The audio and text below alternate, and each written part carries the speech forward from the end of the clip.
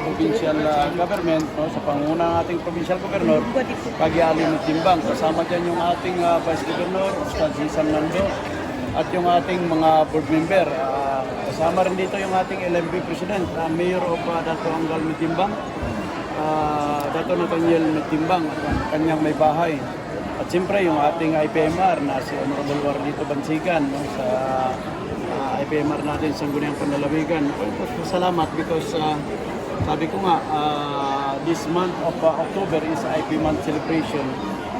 Kahit pa paano sa lawak ng probinsya, ng Maguindanao del Sur, ay talagang pinasok kami sa month of October na makapag-celebrate ang probinsya dito sa amin. Dito sa aming Kulayan Peak na tinataguri ang Kulayan Peak na sa picture, ito yung aming isa sa mga tourist destination na pinopromote nga.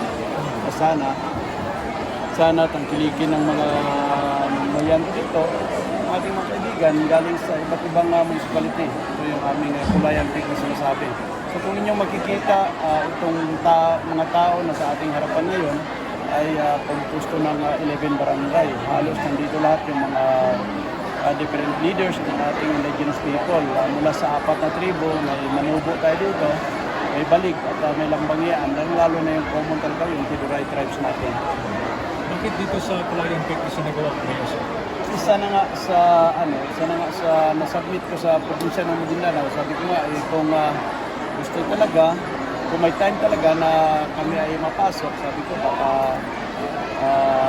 dito namin ilagay sa Kulayan Peak. At least makikita nyo rin. Kaya kanina napapaganda rin yung aming pinag-usapan ng ating former Secretary of DNR, board member natin ngayon, Talbitag, because napasok niya rin yung usapin dito sa aming watershed, water forest development. May mga programa na baka pwede pasok dito. Part na rin ang aming pangarap na balang araw maging biodikto at mabalik namin sa forest paglugan nito.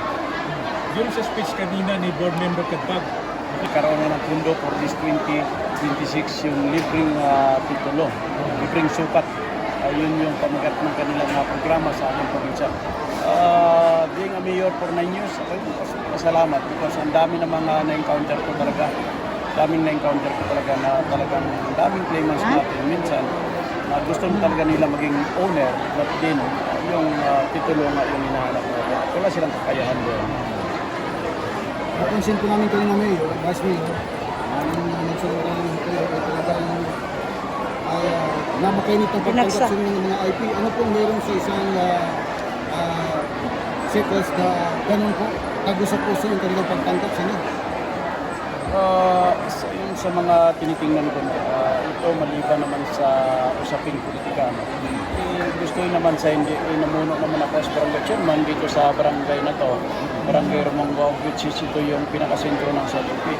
At nag-mayor ako for 9 years, and sa ngayon, I am the elected vice mayor. So, isa yun sa pinapasalamatan ko sa ating mamamayan, lalo na sa mga indigenous people, because pag nag-invite tayo sa kanila, hindi sila nagdadalawang isip na pumunta. Yung iba, nalayo pa, may pandan pa tayo dito, may kuya pa, may luoy pa. Pero pumupunta sila dahil gusto lang nila suportahan talaga yung programa natin. okay? Sa lahat ng aming kababayan, ako ay nandito as municipal vice mayor at ako ay magtatrabaho bilang isang vice mayor sa bayan ng San Roque. Sa lahat ng mga pumunta, ako ay nagpapasalamat sa inyong lahat. Pusong nagpapasalamat. Isa itong indikasyon na yung South Roque ay talagang winelcome natin yung grupo ng provincial team. Itong kanilang programa, Integrated Agri-Fisheries, sa pamagitan ng hashtag ni Mitimbang na mapatimbang. So, ako yung pasalamat ko. Maraming salamat. Thank you si Vice Mayor Obet Insulan.